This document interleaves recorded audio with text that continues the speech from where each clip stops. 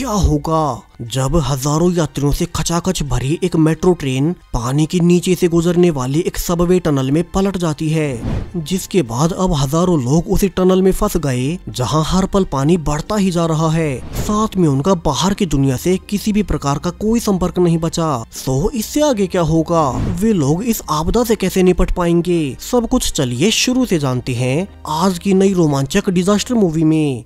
कहानी की शुरुआत रूस के सबसे बड़े और भीड़भाड़ वाले शहर मॉस्को से होती है, जहां की बताया जाने लगा कि कैसे ये शहर अब हर पल बढ़ती जनसंख्या के बोझ तले दबता जा रहा है। शहर का इंफ्रास्ट्रक्चर जो कि कई सदियों पहले उस समय के लोगों के हिसाब से बनाया गया था, वो अब लगातार बढ़ती हुई आबादी के बोझ को उठा नहीं पा रहा। शहर के सबवे टनल्स का तो और बुरा हाल है, क्योंकि एक तो वे नदियों के नीचे से होकर गुजरते हैं, यानी कि उनके ऊपर पानी का एडिड प्रेशर रहता है, जबकि अब उन्हें बने हुए लगभग 100 साल होने को आए हैं। तो वे टनल्स गुजरने वाली ट्रेनों की वाइब्रेशन से कभी भी गिर जाएंगे। अब सर्गे नाम का एक मेट्रो एम्प्लॉई जो कि अपनी नाइट शिफ्ट कर रहा था, उसने नोटिस कर लिया कि एक टनल के बीच से ऊपर का पानी रिसकर नीचे आ रहा है। सो सर्गे ने अपने सीनियर को उसकी कंप्लेन कर दी, लेकिन उसके सीनियर को लगा कि चूंकि सर्गे तो अक्सर नशे में ही रहता है तो उसे कोई भ्रम हुआ होगा और वो उसकी वार्निंग को सीरियसली नहीं लेता।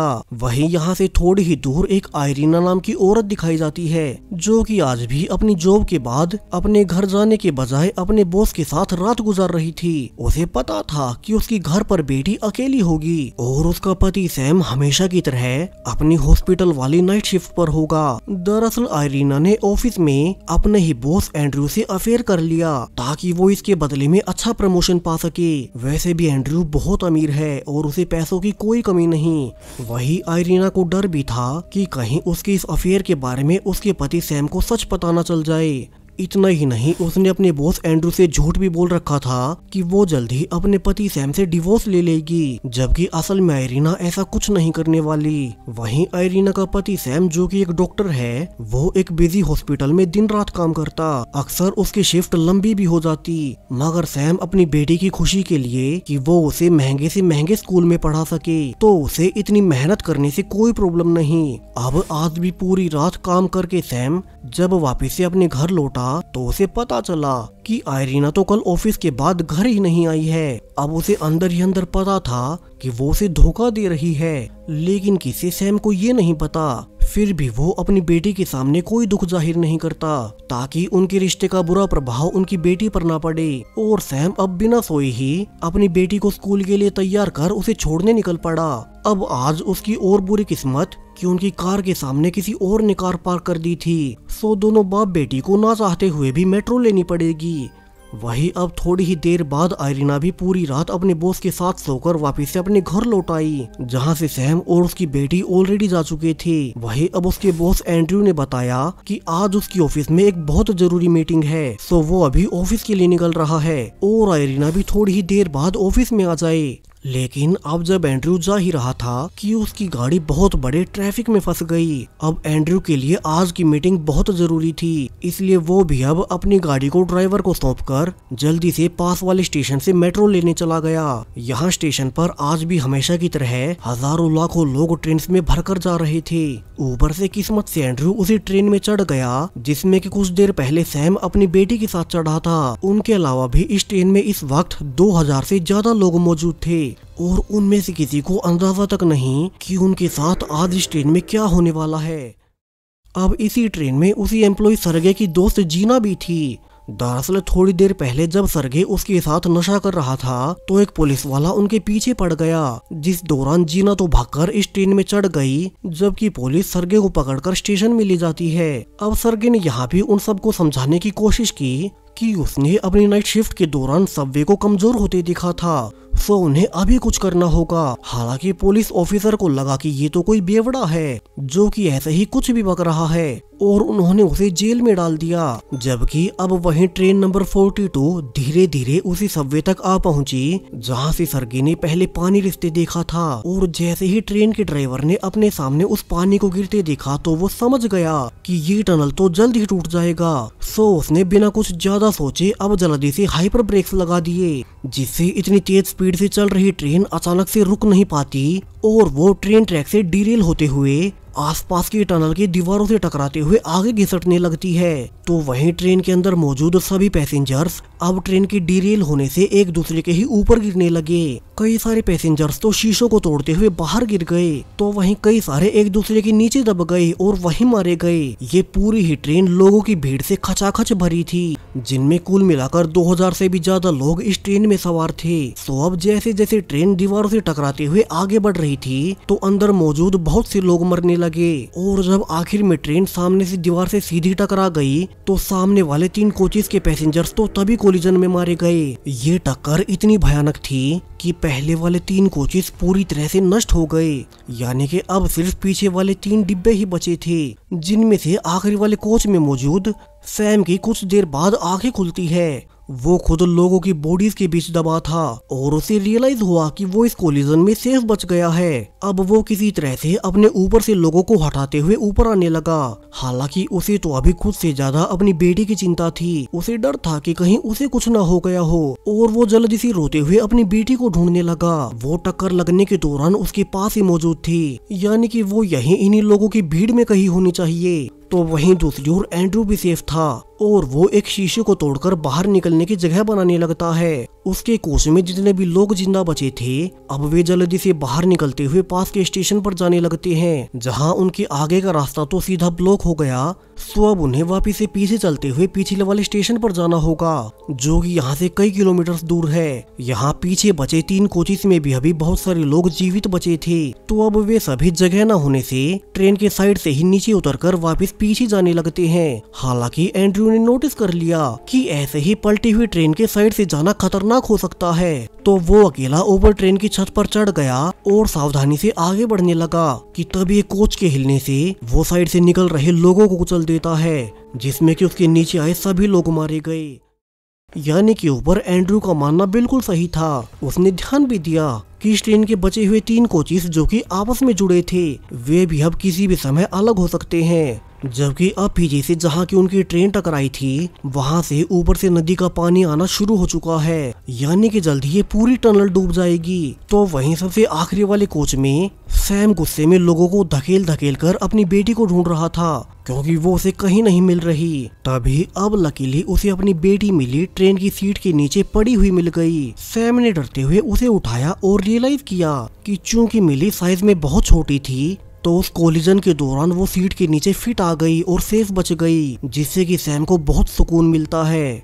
वहीं अब इसी कोच में एक और पैसेंजर डेनिस नोटिस कर लेता है कि यहाँ तो धीरे धीरे पानी भरना शुरू हो गया, तो उन्हें जल्द से जल्द यहाँ से बाहर निकलना होगा। वहीं अब भी कई सारे लोग इतनी बड़ी आपदा के बीच सिर्फ अपना फायदा सोच रहे थे।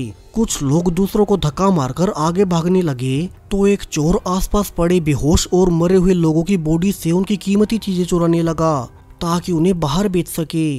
तो वहीं दूसरी ओर ट्रेन के डिस्पैचर्स ने नोटिस कर लिया कि वो ट्रेन तो एक ही जगह पर रुकी है। उन्हें अभी तक कुछ नहीं पता कि आगे टनल में क्या हुआ है। ऊपर से उनका ट्रेन के ड्राइवर से कोई कांटेक्ट भी नहीं हो पा रहा।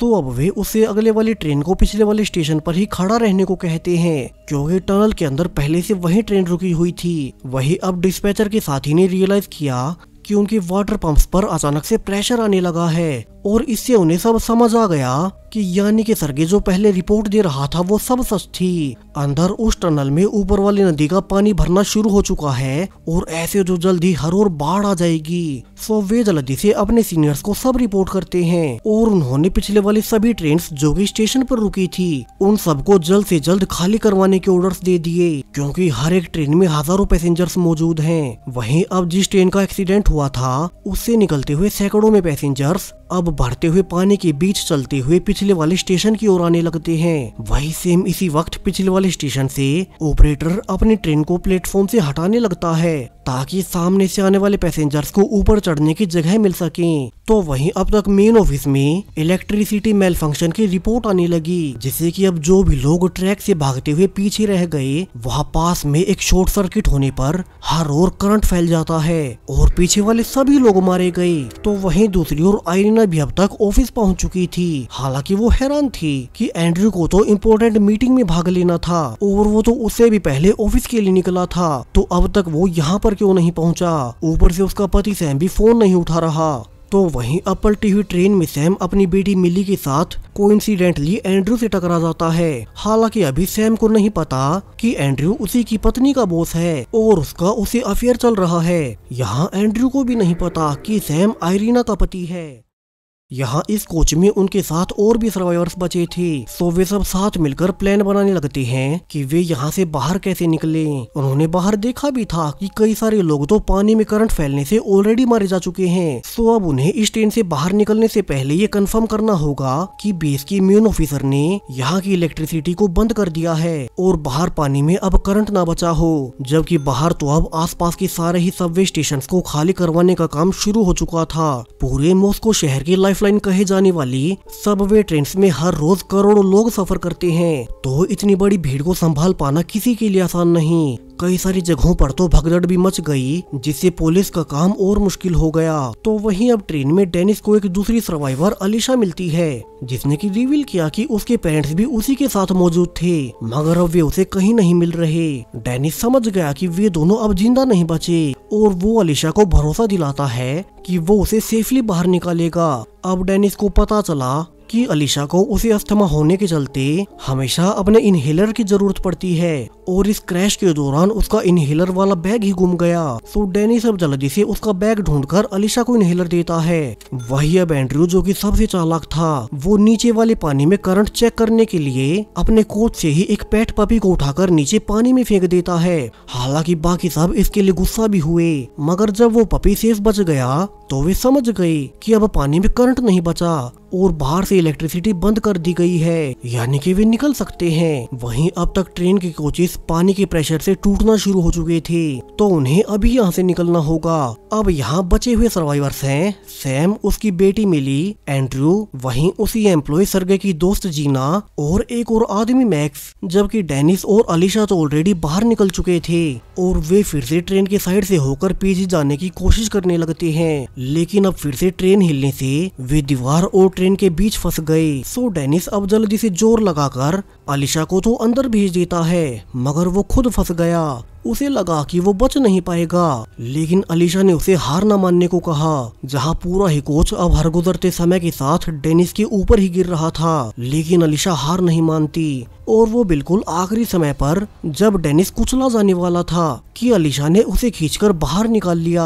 वहीं बाहर थोड़े बहुत लोग जो कि इलेक्ट्रिक करंट से पहले ही ट्रेन से निकल गए थे, वे फाइनली पिछले वाले स्टेशन तक पहुंच ही गए, जिसके बाद रेस्क्यू टीम उन्हें ऊपर चढ़ाने लगती है और उन्होंने उन्हें सब बता दिया कि कैसे उनकी ट्रेन अंडरग्राउंड टनल के बीचों बीच जाकर क्रैश हो गई और वो अभी एक दीवार में फंसी है, जिससे कि जल्द ही नदी का सारा ही पानी अंदर आने लगेगा और एक बार ट्रेन अगर वहां से हट गई तो फिर तो सब कुछ बह जाएगा।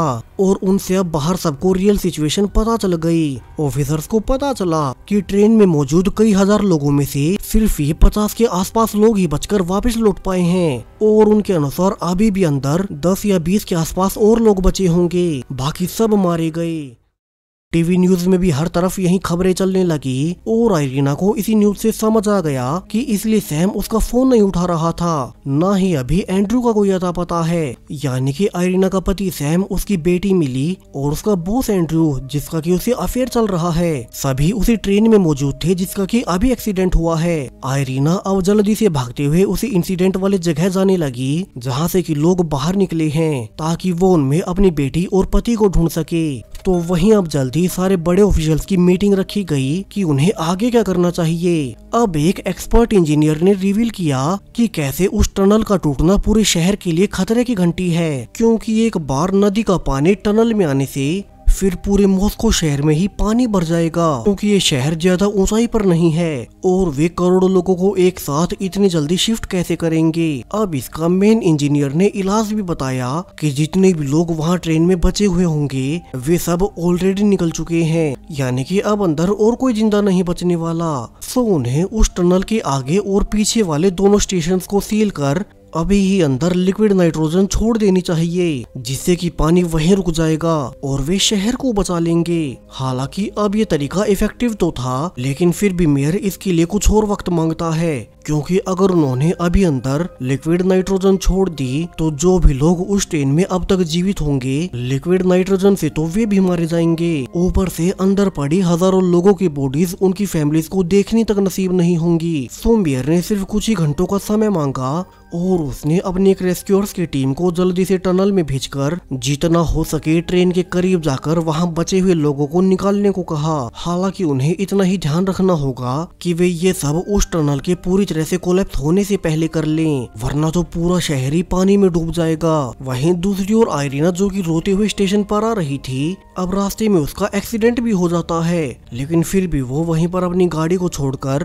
पैदल ही भागते हुए स्टेशन के पास जाने लगी। उसे उम्मीद थी कि जो लोग टनल से निकले हैं उसमें उसकी बेटी, पति सैम और एंड्रू तीनों होंगे। तो वही टनल में सारे ही सर्वाइवर्स अब एक साथ मिलकर ट्रेन ट्रैक्स के ऊपर से चलते हुए पिछले वाले स्टेशन पर जाने लगते हैं। जल्दी उन्हें डेनिस और अलीशा भी मिल गए, जो कि अभी कुछ देर पहले ट्रेन के नीचे आने से बचे थे, लेकिन अब वे और आगे जा पाते कि इसके पहले ही उन्हें पीछे से पानी की बहुत बड़ी बड़ी लहरें आती हुई दिखाई देने लगती हैं। वे समझ गए कि जो उनकी ट्रेन टनल की दीवार में धंसी थी वो अब धीरे धीरे पानी के प्रेशर से पीछे हट रही है, और अगर वो पूरी ही हट गई तो इस टनल समेत सब कुछ पानी में डूब जाएगा। वहीं ट्रेन का सबसे पीछे वाला डिब्बा अब अलग होते हुए पानी के बहाव के साथ पीछे ही आने लगता है। वहीं सैम के साथ सभी सर्वाइवर्स ने भी देखा कि वो ट्रेन का इतना भारी डिब्बा अगर उनसे टकराया तो वे बच नहीं पाएंगे, और सभी उसे बचकर आगे भागने लगते हैं।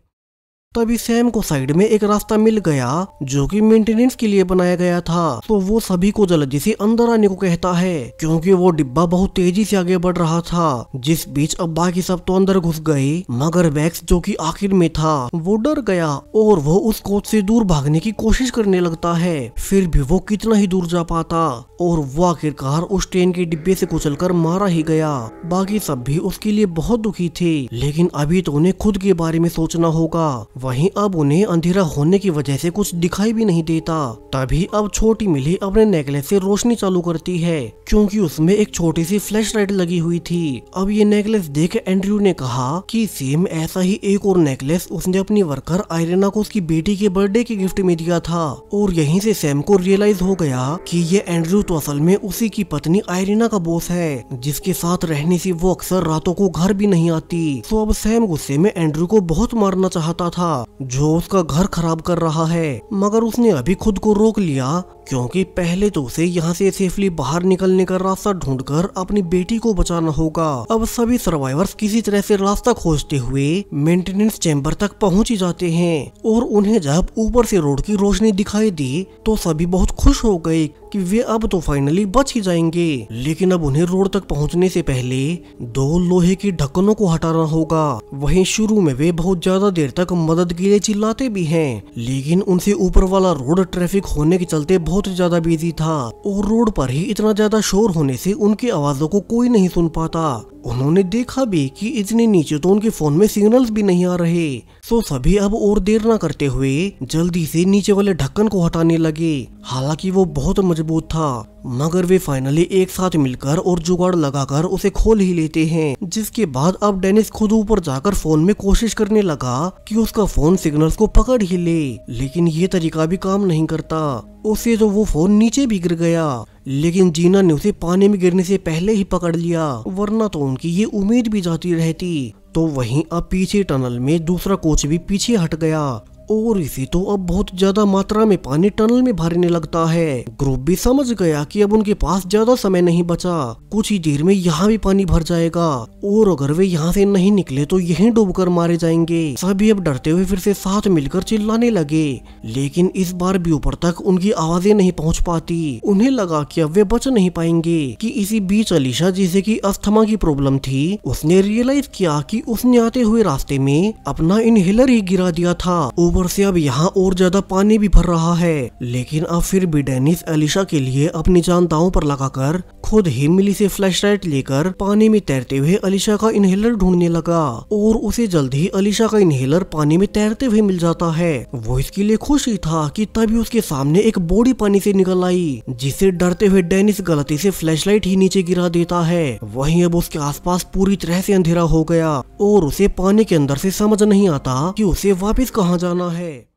हालांकि बाकी सर्वाइवर्स ने आइडिया लगा लिया और वे एक हेयर स्प्रे और लाइटर की मदद से आग लगाकर डेनिस को सही रास्ते का सिग्नल देते हैं और वो उसका पीछा करते हुए सही सलामत वापस लौट आया। डेनिस ने अब जल्दी से अलीशा को इनहेलर देकर उसकी भी जान बचा ली। तो वहीं टनल में छोटी सी रेस्क्यू टीम जल्दी से जितने हो सके उतने घायल लोगों को बाहर निकाल रही थी। उन्हें पता था कि जल्दी यहाँ सरकार सब सील कर अंदर लिक्विड नाइट्रोजन छोड़ देगी और फिर अंदर जो कोई भी बचा होगा वो भी मारा जाएगा। तो वहीं बाहर आयरीना आसपास के लोगों और लिस्ट में भी देखती है कि उनमें उसके किसी फैमिली मेंबर का नाम हो, लेकिन वे सब तो अंदर ही थे। यहाँ टनल में अब हर गुजरते समय के साथ पानी का लेवल बढ़ता ही जा रहा था। वहीं ऊपर उनकी कोई आवाज भी नहीं सुन पा रहा। तभी अब लकीली सैम की फोन में सिग्नल आ गया और वो जल्दी से आयरीना के पास फोन कर अपनी लोकेशन बता देता है कि कैसे वे एक मेंटेनेंस रूम में छिपे हैं जिसका रास्ता ऊपर मेन रोड पर निकलता है। सो आयरीना अब जल्दी से पास के ऑफिसर और इंजीनियर्स की मदद लेकर उसी लोकेशन को खोजने लगी ताकि वे उन सब को बचा सके। इंजीनियर्स अब इस टनल का पुराना मैप लेकर फाइनली सैम के ग्रुप की लोकेशन को पॉइंट कर लेते हैं। तो वहीं अब तक नीचे आखिरी वाला ट्रेन कोच भी फाइनली पानी के प्रेशर को सह नहीं पाया और निकल ही गया, जिससे कि अब अचानक से हर ओर पानी बढ़ने से सैम का सारा ही ग्रुप पानी के साथ बहते हुए फिर से मेन टनल में आ गए। तो वहीं ऊपर रोड से फाइनली आयरीना ने उस ढक्कन को खुलवा ही लिया और रेस्क्यू टीम सैम और उसके ग्रुप को ढूंढने लगती है। मगर वे सब तो अब पानी के साथ बहकर वापस से अंदर चले गए थे, यानी कि उन्हें यहाँ आने में बहुत देर हो गई। ऊपर आयरीना को बताया गया कि शायद से पानी के बहाव में बहने से वे सब मारे गए होंगे और आयरीना ये सुनते ही रोने लगी। वो चाहती थी कि वो खुद भी मर जाए क्योंकि अब उसका अपना कोई नहीं बचा, लेकिन उसे पुलिस वालों ने समझाया कि वो हिम्मत न हारे और अंदर वे सब अब भी बचे हो सकते हैं। उनकी छोटी सी रेस्क्यू टीम अंदर ही है, जबकि अब अंदर सैम अपनी बेटी को उठाकर बाकी ग्रुप के साथ जल्दी से आगे बढ़ने लगते हैं क्योंकि अब यहाँ किसी भी वक्त पर सरकार लिक्विड नाइट्रोजन छोड़ देगी। जल्दी वे सब भागते हुए पिछले वाले स्टेशन तक पहुँच ही गए, लेकिन अब उन्होंने नोटिस किया कि इस स्टेशन को तो सरकार ने ऑलरेडी हर तरफ से सील कर दिया है, यानी कि उन्हें यहाँ पहुँचने में बहुत देरी हो गई। जल्दी सरकार यहाँ नाइट्रोजन छोड़ने वाली है। सभी को लगने लगा कि अब शायद से वे बच नहीं पाएंगे। एंड्रू भी चूंकि खुद एक बिजनेसमैन था तो उसने सबको बताया कि अगर उसे भी फैसला लेना होता तो वो टनल को दोनों ओर से सील कर शहर को बचा लेता। फिर बेशक से टनल में बचे उन जैसे थोड़े बहुत लोग ही क्यों ना मौजूद हों, और सरकार ने ऐसा ही किया है। सो वे सब तो अब कैसे भी नहीं बचने वाले। तभी सैम ने उसे गुस्से में कहा कि एंड्रू का जिस एम्प्लॉय से अफेयर चल रहा है वो उसी की पत्नी है, जिसे की जानकर अब एंड्रू भी गुस्से में आयरीना को ही गालियां देने लगा। उसने कहा कि अगर वो आज सुबह आयरीना को घर छोड़ने ना गया होता तो ना ही वो ट्रैफिक में फंसता और ना ही उसे ये ट्रेन लेनी पड़ती। जिसके बाद अब सैम गुस्से में एंड्रू पर टूट पड़ा कि एक तो वो उसकी पत्नी से अफेयर कर रहा है और ऊपर से वो आयरीना को ही गालियां दे रहा है। लेकिन तभी अब जीना उन दोनों को शांत करते हुए कहती है कि वे ऐसे लड़कर नहीं मर सकते, उन्हें अब भी हार नहीं माननी चाहिए और क्या पता अब भी यहाँ से निकलने का कोई और रास्ता बचा हो। तभी उन्होंने नोटिस किया कि जो रेस्क्यूअर्स की टीम यहाँ लोगों को बचाने आए थे वे तो यहाँ अभी भी मौजूद हैं। उन रेस्क्यूअर्स ने रिवील किया कि सरकार यहाँ किसी भी समय लिक्विड नाइट्रोजन छोड़ सकती है और तभी अब सामने से और ज्यादा पानी आने लगा, जिसका कि सिग्नल ऊपर बैठे ऑफिशियल्स को मिल चुका था, जिन्होंने कि इस टनल को पहले ही सील कर दिया। और मेयर अब फाइनली ऑर्डर दे ही देता है कि टनल के अंदर नाइट्रोजन छोड़नी शुरू कर दी जाए ताकि वे पूरे शहर को डूबने से बचा सकें। तो वहीं नीचे चूंकि सैम की टीम को रेस्क्यूअर्स मिल गए थे तो उन्हें तो बाहर निकलने का एक और रास्ता पता था और वे जल्दी से वहीं से ऊपर सिग्नल करने लगते हैं। लकीली इस बार रेस्क्यू टीम ने पहले से वहां अपने साथियों को खड़ा कर रखा था और वे उन सबको नोटिस कर जल्दी से ढक्कन को हटाकर अंदर से सभी सर्वाइवर्स को निकालने लगते हैं। दूर से आयरीना ने भी देखा कि अब सबसे पहले उसकी बेटी बाहर निकली है और फिर अब एक एक कर सारे ही सर्वाइवर्स बाहर निकल आए। वहीं अलीशा, जिसके की पेरेंट्स ट्रेन में मारे गए थे, अब उसे डेनिस संभालने लगता है। डेनिस, जिसने ट्रेन में अपनी जान दांव पर लगाकर अलीशा को बचाया, और यहाँ से दोनों अब एक साथ ही रहेंगे। तो वहीं सैम अब गुस्से में आयरीना के पास से अपनी बेटी को लेकर दूर जाने लगता है। वो तो अब उसे छूना तक नहीं चाहता, जबकि एंड्रयू तो अब वहाँ से निकलकर आयरीना को बोले बिना ही सीधा अपने घर निकल गया। उसके आसपास तो वैसे भी आयरीना जैसे बहुत सी घूमती रहती हैं। तो वहीं आयरीना तो अब सैम के पास जाकर उसे अपने किए की माफी मांगते जा रही थी। उसने वादा किया कि वो आगे से ऐसा कुछ भी नहीं करेगी। वहीं सैम भी अपनी बेटी के सामने आयरीना को ज्यादा कुछ नहीं कह पाता, मगर अभी उसने कुछ नहीं सोचा कि उसे अपनी पत्नी से अलग हो जाना चाहिए या नहीं। तभी अब छोटी मिली जाने से पहले एम्बुलेंस को रुकवाकर उसी पपी को बुला लेती है, जो कि टनल में उनके साथ था, और वे उसे भी अपने साथ बाहर ले आए। जबकि टनल में अब तक सरकार ने लिक्विड नाइट्रोजन को छोड़कर सारी सिचुएशन पर काबू पा लिया। और इसी के साथ ये पूरी मूवी यहीं पर खत्म हो जाती है। सो चैनल को सब्सक्राइब करें और भी ऐसे ही डिजास्टर मूवीज के लिए। Thank you.